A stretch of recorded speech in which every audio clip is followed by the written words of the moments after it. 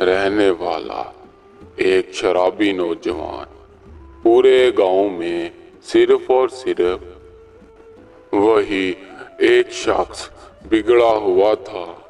बाकी लोग जो कुछ भी करते, कोई भी शराब नोशी नहीं करता था।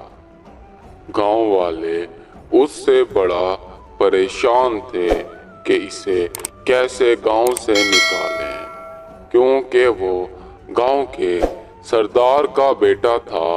वो अपनी बाप की सदारत को ना संभाल सका। बाप के लाड प्यार से बिगड़कर एक शराबी बन बैठा। उस गांव में एक खूबसूरत लड़की रहती थी जो उन गांव वालों की मिसाल थी।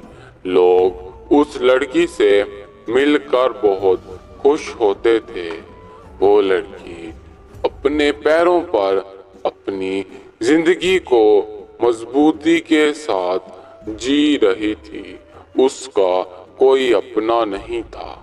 वो पूरे गांव वालों के गंदे पुराने कपड़ों को धोया करती थी और उनसे जो कुछ भी मिलता बिना किसी सवाल के उसे अपने जेब में रख लेती। कभी गांव के लोग ज्यादा पैसे दे, कभी कम देते, वो किसी को कुछ ना कहती। गांव के लोग उससे बहुत ज्यादा मुतासिर थे।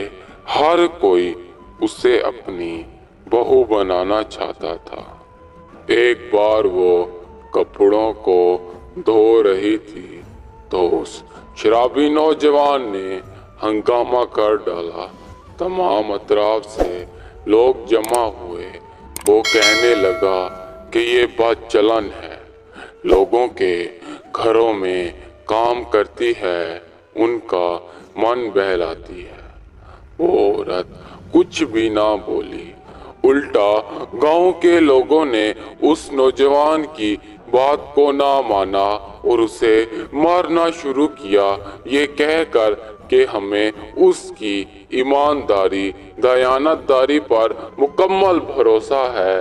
वो जरा सी भी तेरी बातों से ना बौखलाई और अपने काम को उसी तरह लगी हुई है। नौजवान बहुत बेइज्जत हो गया। वो हर वक्त यही सोचता रहता कि किस तरह से इससे बदला ले। उसने उस औरत को बहुत बहकाने की कोशिश की, मगर वो ना बहकी। नौजवान ने गांव के तमाम लोगों को इकट्ठा किया, ये कहकर कि मुझे आपकी जमीनों में से थोड़ा थोड़ा हिस्सा चाहिए। मैं वहां पर एक अच्छा कारोबार करने वाला हूँ।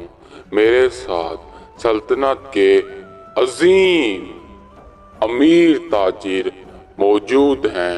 वो सब मिलकर मेरा इस काम में साथ देने वाले हैं। वो गांव वालों को लपेटता गया। बहुत लोगों ने उसकी बात को माना और उसे जमीनें दे दी। उन ताजिरों ने वहां पर अपना अपना कामकाज करना शुरू किया। गांव वालों को जैसे ही उन पे एतबार आया, बाकी लोगों ने भी उन्हें अपनी जमीनें दे डाली, जिस पर वो ताजिर काबिज हो बैठे। सल्तनत वाले उनके साथ मिले हुए थे। वो गांव के गरीब लोगों की जमीनों पे काबिज हो बैठे।